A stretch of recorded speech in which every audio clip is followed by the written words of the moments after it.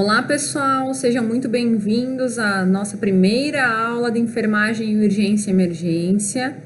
Eu sou a professora Patrícia Zanini, para quem não me conhece, sou enfermeira formada pela UDESC, especialista em controle de infecção e gestão hospitalar, e hoje eu vim aqui para ministrar para vocês essa disciplina então, ok?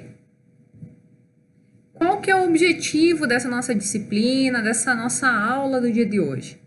Então, o nosso objetivo é compreender o que é uma urgência, uma emergência, bem como a humanização que tem que acontecer nesse processo de urgência e emergência.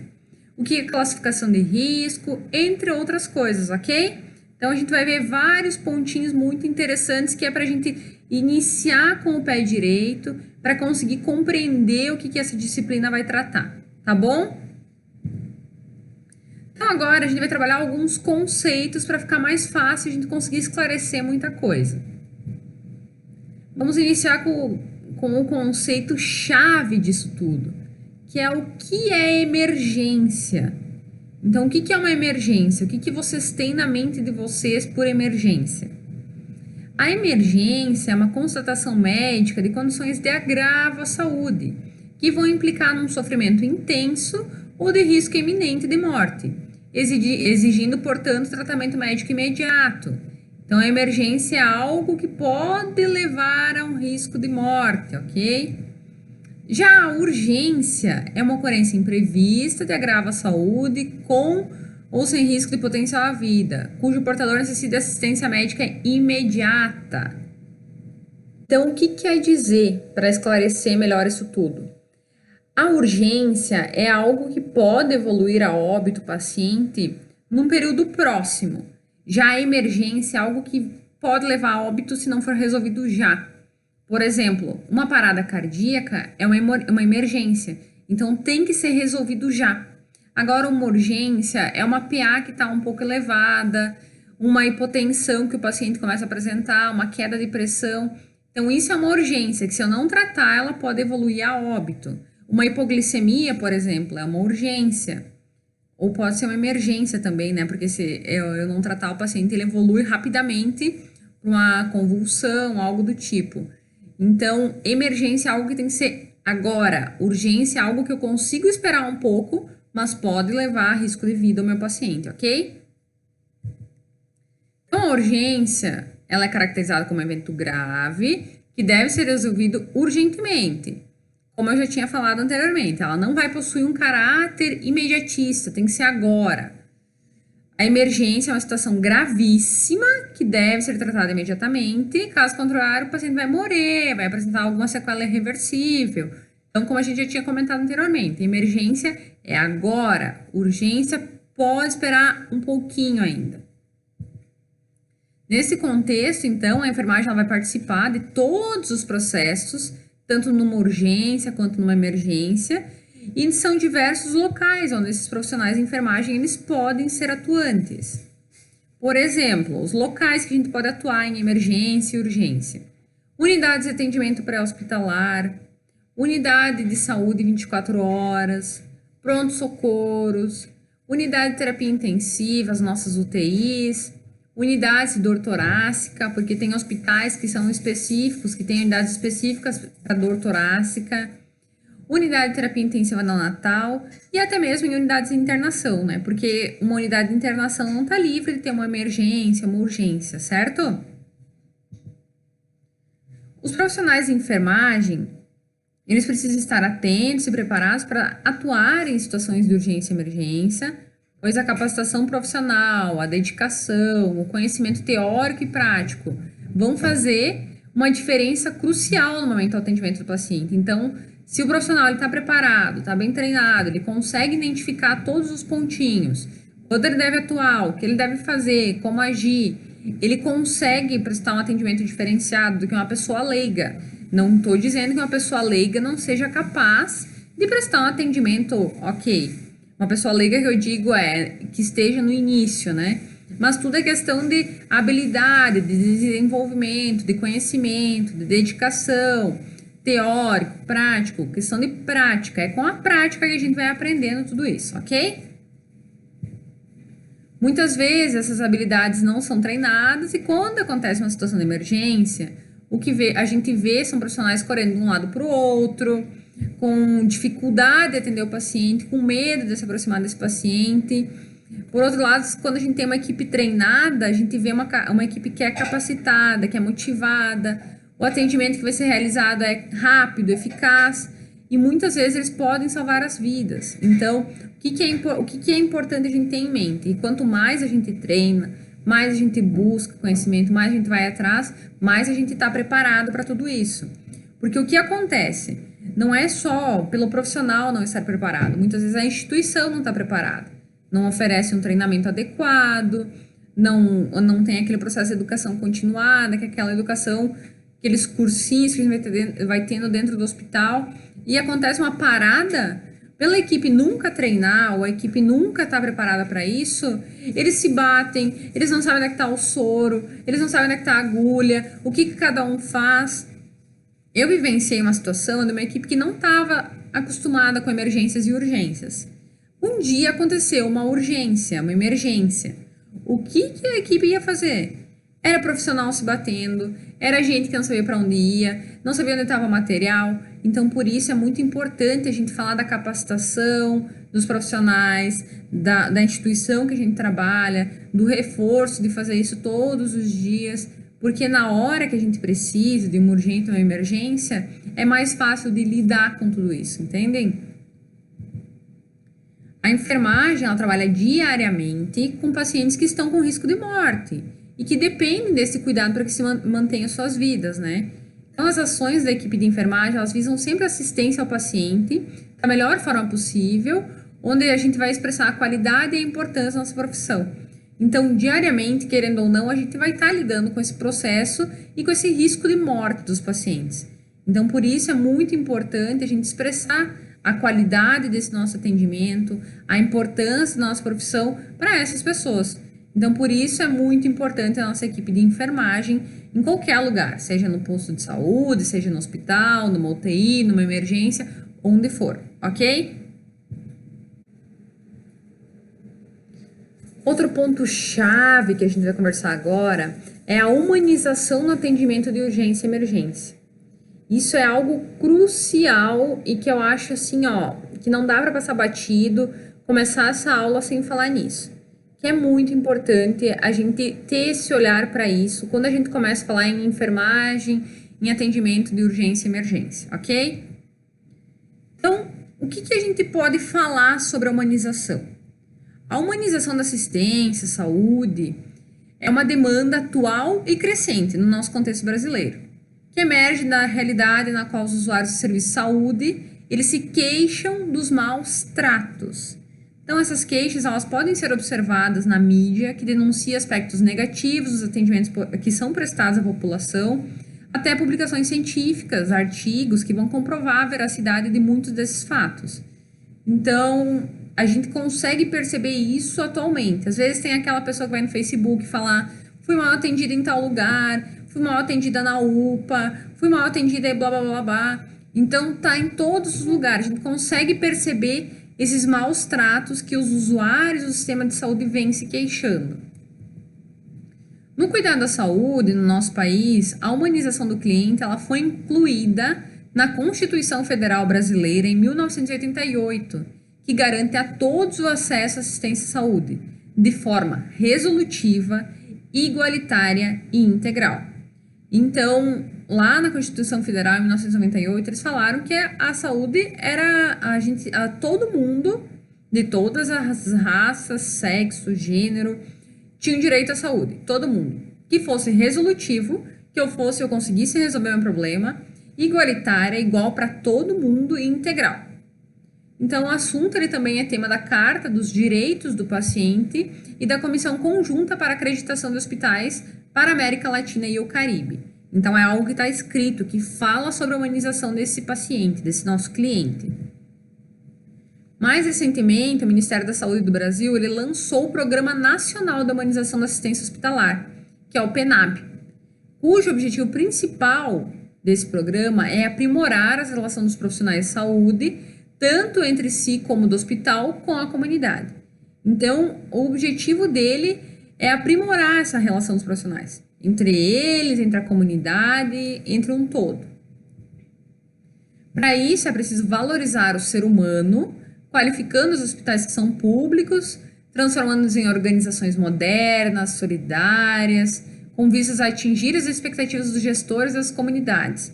Então, eles estão buscando a valorização do ser humano, tentando melhorar os hospitais, fazendo que ele seja um hospital que abrange mais coisas, onde a gente consiga atingir quem está gerindo um hospital como a comunidade em si. Aquela pessoa, aquele tiozinho que vai lá procurar a emergência do hospital, que vai procurar o nosso hospital.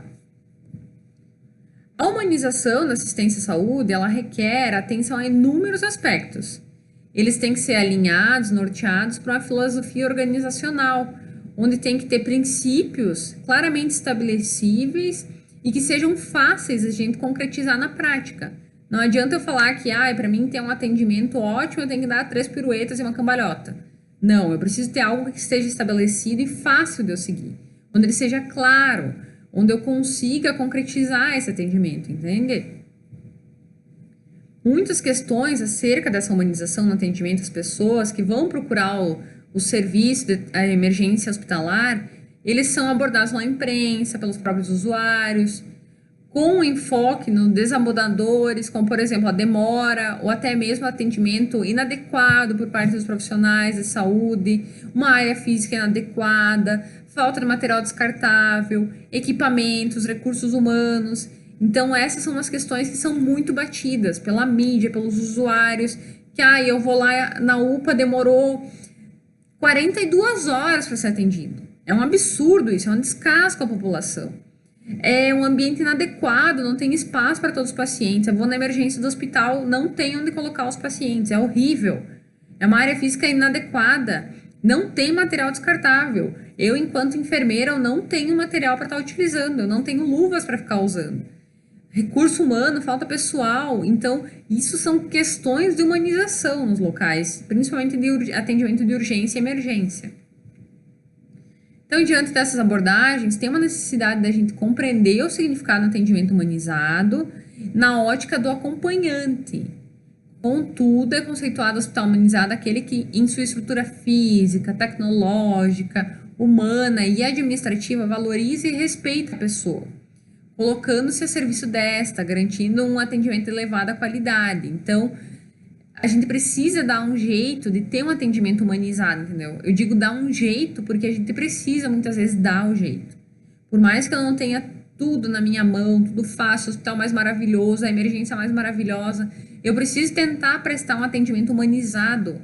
A pessoa que vem buscar o meu serviço de emergência, ao acompanhante que vem trazer essa pessoa no nosso serviço de emergência. Então, por seu caráter de urgência e emergência, o serviço de emergência hospitalar, o nosso pronto-socorro, com uma rotina acelerada no atendimento, ele se torna um ambiente de muita tensão e estresse. Então, é um ambiente muito tenso o pronto-socorro de um hospital. Todos quantos vivenciam essa realidade, seja os pacientes, os familiares, a equipe de saúde, então eles estão sempre envolvidos pela ansiedade e angústia da vida e da morte. Porque um pronto-socorro é um lugar que as pessoas deveriam procurar quando elas têm uma emergência ou uma urgência médica. Não quando tem uma dor de barriga, tá com dor de cabeça, assim, começou agora de tardinha, eu vou ir. Eu tô com uma gripezinha, que eu vou ir no pronto-socorro. Deveria ser para agravos, urgências e emergências. Parada cardiorrespiratória, hipoglicemias, teve um desmaio, um acidente automobilístico. Então, para isso que o povo deveria procurar a emergência, não para renovar receita de remédio que está vencido. Então, acaba que sobrecarrega o sistema e aí tem muita tensão, porque tem alguns pacientes que estão graves, chegam graves, então todo mundo acaba vivendo essa tensão e esse estresse desse ambiente, certo?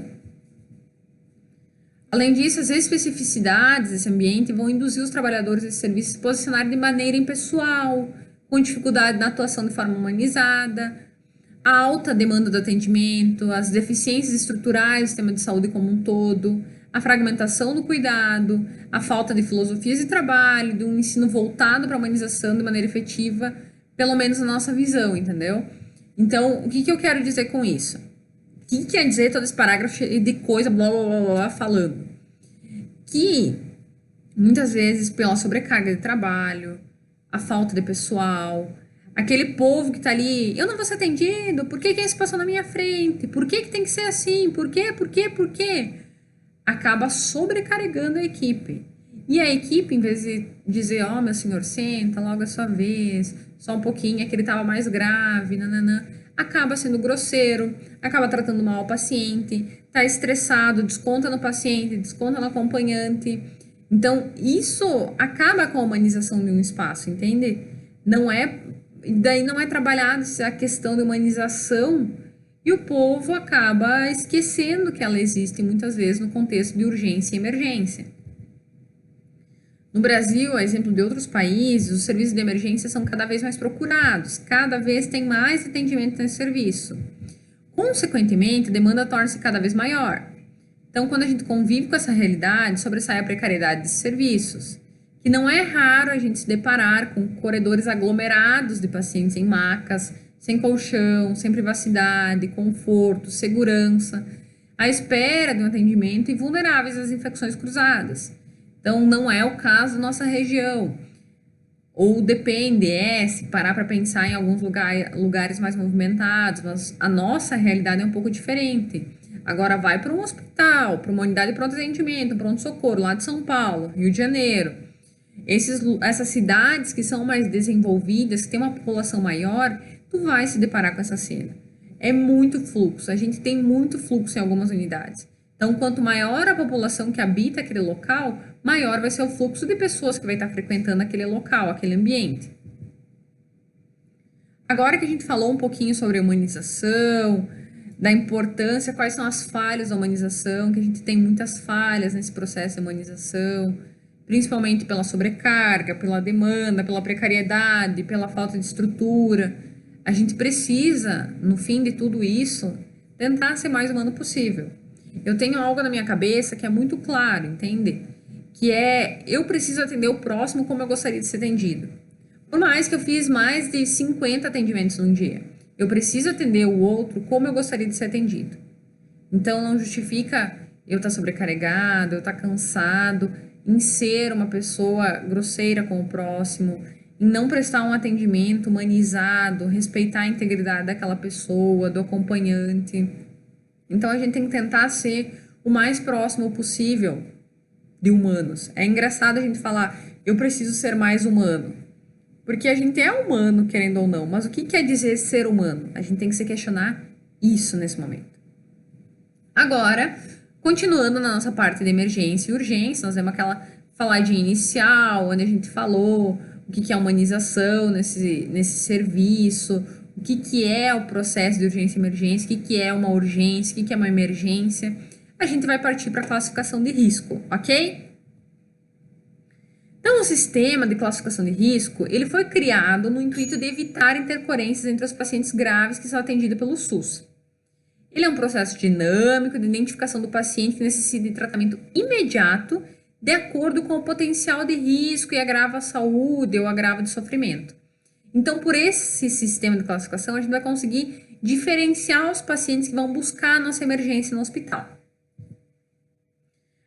A classificação de risco é uma ferramenta utilizada no serviço de urgência, emergência, que vai visar avaliar e identificar os pacientes que vão necessitar do atendimento prioritário, de acordo com a gravidade clínica, potencial de risco, agravo à saúde ou seu sofrimento. Então, é a priorização do atendimento. Então, é uma complexa avaliação do paciente que vem até a gente, que vai ser realizado por um profissional devidamente capacitado, de ponto de vista técnico e científico. Eu não vou colocar uma pessoa que não seja capacitada, uma cozinheira lá na minha cozinha para fazer essa classificação de risco, para ver qual paciente que eu devo atender. Porque é mais ou menos isso, é basicamente isso. Eu vou olhar para o paciente como um todo e vou identificar se isso é uma emergência, se é uma urgência ou se é algo que, ok, pode esperar. Se é uma dor de cabeça, por exemplo.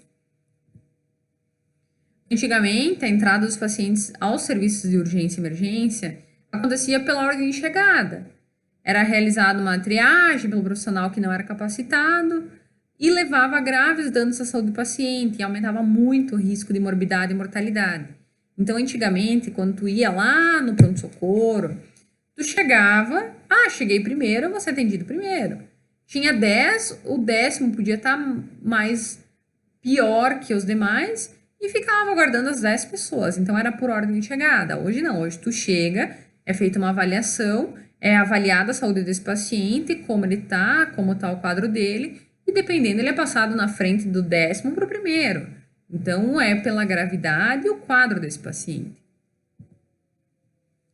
Então, assim como forma de selecionar os pacientes a serem atendidos, evoluiu o termo triagem e ele foi substituído por classificação de risco, porque antes era uma triagem, agora é uma classificação. Ela é realizada por meio de protocolos para tornar o trabalho mais sistemático, garantindo que diferentes profissionais tenham o mesmo resultado na avaliação do paciente, aumentando a agilidade, a segurança do serviço de urgência, reduzindo as mortes que são evitáveis, além de fornecer um respaldo legal aos profissionais. Então, chega o paciente, eu vou ter um protocolo, eu vou ter um curso, eu vou estar capacitado para isso, e eu vou conseguir diferenciar. Esse é grave, esse não é, esse pode esperar, esse não pode. E caso aconteça alguma coisa, eu estou respaldada por isso, certo? Essa falta de organização no serviço de urgência e emergência não era um protocolo limitado ao Brasil, mas todo mundo. Então, por isso, não era só no Brasil que acontecia isso, né? Esse problema de espera e tal. Então, foi surgindo alguns protocolos para melhorar essa classificação de risco no mundo todo, não só aqui no Brasil, né? Então, conforme o Grupo Brasileiro de Classificação de Risco, o GBCR, os protocolos mais utilizados mundialmente são. Então, tem vários protocolos que foram desenvolvidos. Chega o paciente, algum protocolo vai ser seguido, alguma instituição vai seguir um protocolo. Então, tem o modelo australiano, que é o ATS, o modelo canadense, tem o modelo de Manchester e o modelo americano. Atualmente, aqui no Brasil, o que a gente mais utiliza é o modelo de Manchester nos hospitais, certo? Então, de acordo com o Ministério da Saúde, lá em 2002, a triagem classificatória deve ser realizada por meio de protocolos que sejam pré-estabelecidos por profissionais de saúde de nível superior, com treinamento específico, sendo proibida a dispensa de pacientes antes que se recebam atendimento médico. Eles não podem ser liberados antes do atendimento médico. O protocolo é um instrumento de apoio que visa a identificação rápida, científica do doente de acordo com critérios clínicos, para determinar a ordem que esse paciente vai ser atendido. Então, no protocolo vai dizer, pacientes que estejam com APA maior que tanto, que estejam com isso e aquilo, vão passar na frente porque eles são pacientes graves, eles são uma emergência. Agora, paciente que está com dor de cabeça há 10 dias, 12 dias, é um paciente que não oferece algum risco, então ele pode aguardar. Então, é isso que ele quer dizer. Então, nenhum paciente pode ser liberado. Você não tem nada, vai para casa. Não, isso não acontece. Então, desde 2002, o Ministério da Saúde fala isso. O que é o acolhimento com classificação de risco? O que vocês pensam na palavra acolhimento?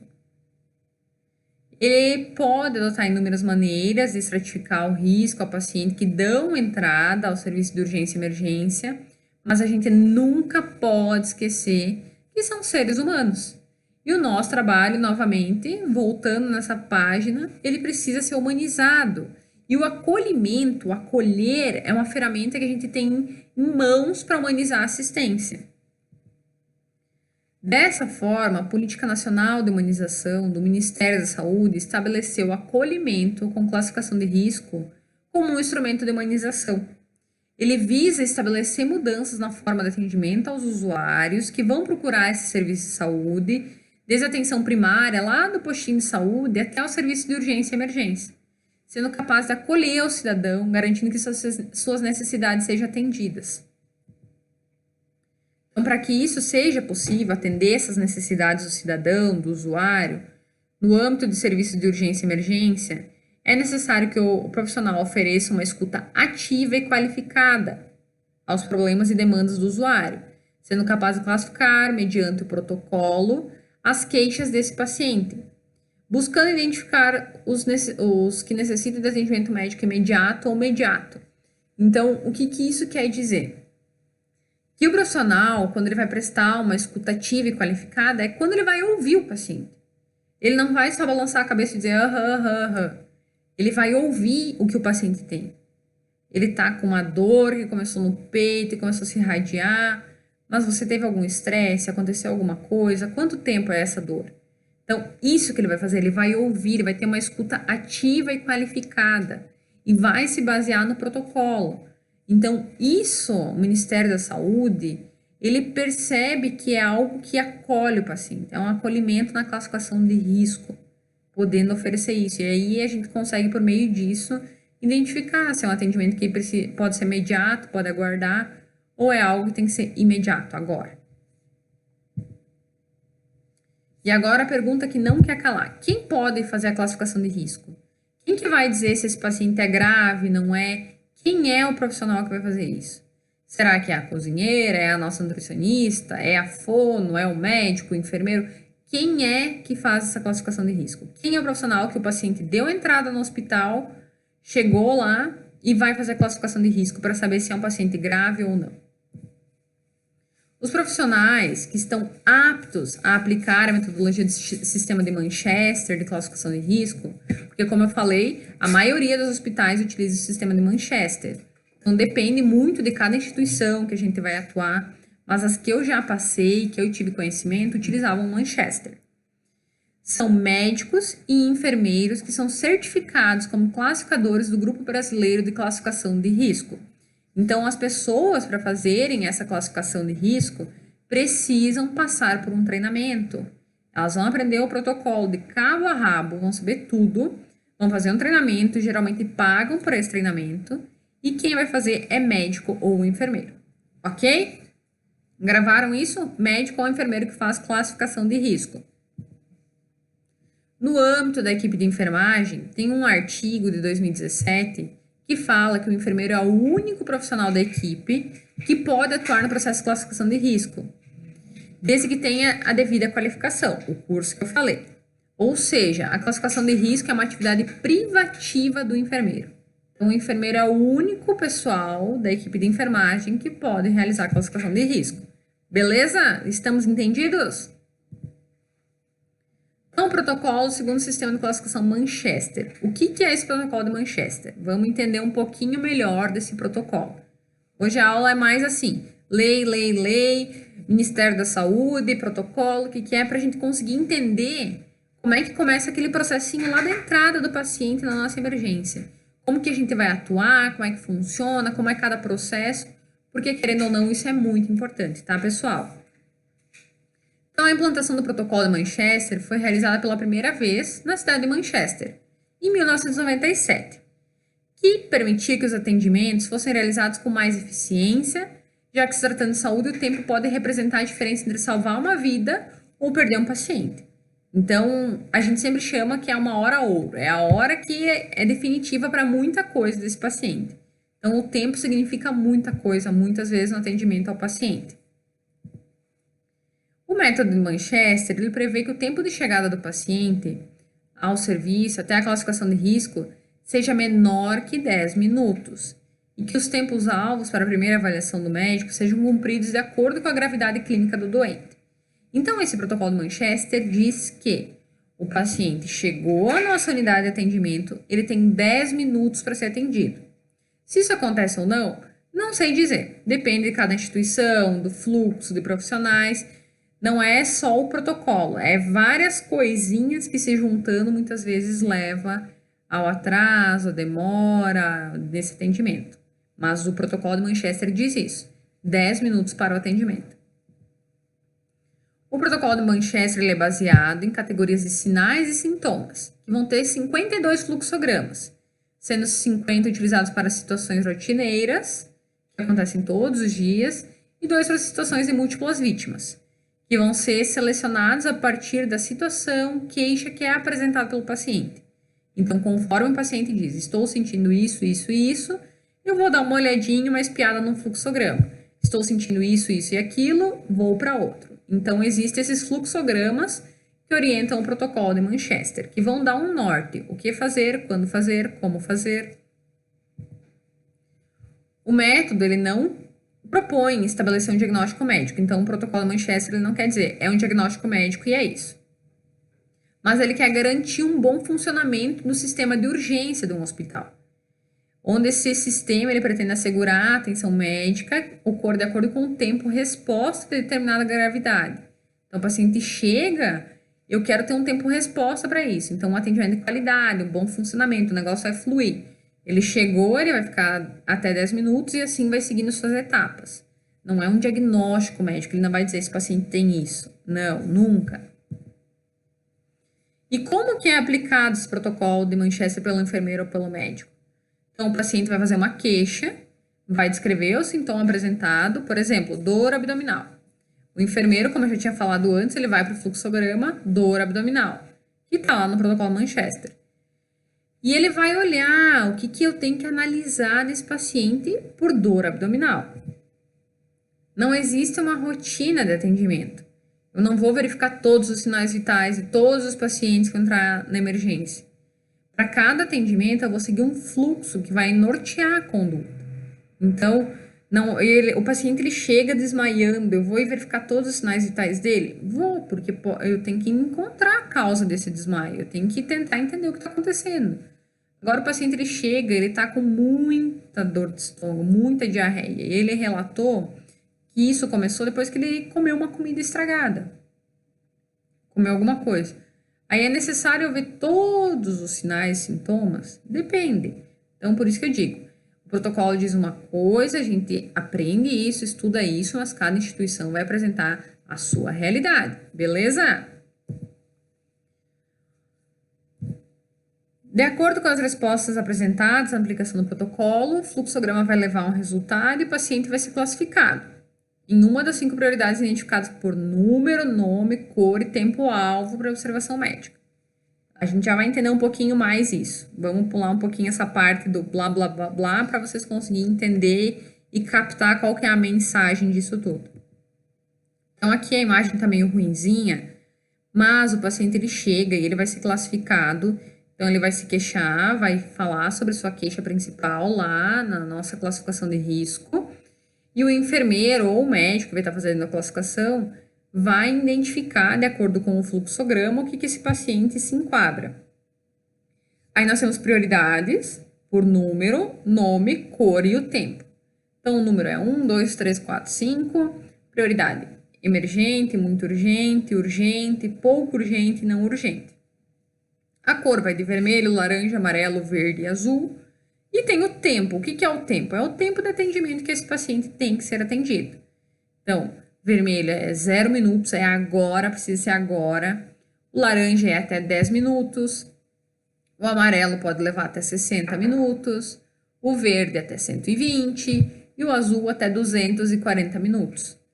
Então, esse é o tempo que é esperado para ser atendido essas cores. Então, o paciente chega, se queixa, é visto sinais, o que tem que fazer, e aí ele é classificado com alguma cor. E de acordo com essa cor, tem o tempo de espera desse paciente.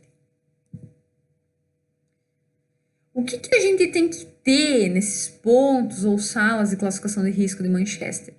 O manual de classificação de risco, termômetro, glicosímetro para verificar a glicose, o monitor, relógio, o esfigmomanômetro, o estetoscópio, material para identificação da prioridade clínica, as pulseiras das cores diferentes, adesivos, ficha de classificação de risco. Então, tudo isso são coisas básicas que a gente precisa ter na nossa sala de triagem, de classificação de risco, né? O paciente chega, vai ser feita a classificação e eu preciso ter termômetro para ver temperatura, glicosímetro, monitor, relógio. Então, são coisas que são necessárias na nossa sala. E qual que é o direito do paciente frente ao acolhimento da classificação de risco? Qual direito será que esse paciente tem? Qual que é o direito que ele apresenta quando ele chega numa classificação de risco? Todo paciente que ele dá entrada no serviço de urgência e emergência, ele tem o direito de receber atendimento médico. É direito dele, ele precisa receber atendimento médico. Ou seja, é proibido dispensar o paciente antes que eles recebam atendimento médico. É um direito que está previsto no regulamento técnico dos sistemas estaduais de urgência e emergência e nas resoluções do Conselho Federal de Medicina. Então, por mais que uma paciente seja um azul, que ele está com dor de cabeça há 25 dias e resolveu vir consultar, ou ele está com uma receita vencida e ele quer renovar, um remedinho para ansiedade que ele toma, e ele seja azul, que vai ficar 240 minutos, eu não posso dizer, vai para casa e volta amanhã. Não, nunca, nunca, nunca, nunca. Ele tem direito de ser atendido. É um direito do paciente de ser atendido. Sempre. Ele não pode ser liberado até que não seja passado pelo médico. Ok? Conseguiram entender isso?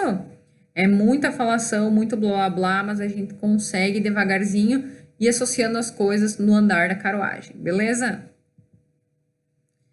Caso o paciente ele se sinta prejudicado pela conduta antiética do profissional, ele tem direito de realizar uma denúncia no Conselho Regional de Enfermagem, que é o nosso COREN, mediante uma apresentação formal dos fatos, por escrito ou verbal, seguindo o processo ético disciplinar dos profissionais de enfermagem. Então, o paciente foi no atendimento, a enfermeira foi grossa com ele quando ele chegou.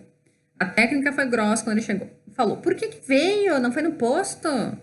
Por que tu tá vindo aqui de novo? Mas de novo tu aqui? Tu é um azul, vai para casa. Mas de novo. E ele se sentiu prejudicado? Ele pode fazer uma denúncia no COREN. Pode. Pode ser verbal, pode ser escrita. Ele tem esse direito de fazer essa denúncia, então, no nosso órgão, certo? E agora, a pergunta que não quer calar. Que eu acho que vocês devem estar se perguntando isso. O que o técnico de enfermagem faz na classificação de risco? Qual que é a importância? Tá, prof, tu falou do médico, tu falou do enfermeiro, falou do protocolo, mas não falou do técnico de enfermagem. Qual que é a função do técnico de enfermagem nessa história? Isso a gente vai trabalhar na próxima aula, vamos dar continuação, vamos falar do técnico de enfermagem, o que ele faz, qual que é a função dele na classificação de risco, qual que é o papel que ele desempenha nessa função, e vamos começar a falar das urgências e emergências para a gente entrar nesse mundo de vez. Agora foi mais lei, direitos, deveres, humanização, mas o negócio vai ficar bom e a gente vai seguir aprendendo muita coisa legal e que a gente vai ver que no nosso dia a dia vai ser muito, muito, muito útil, tá ok? Espero vocês para a próxima semana. Tô deixando umas questõezinhas referente a essa aula que a gente teve agora. Qualquer dúvida eu estou à disposição, é só vocês entrarem em contato, me chamarem que eu respondo todo mundo, beleza? Até a próxima, pessoal!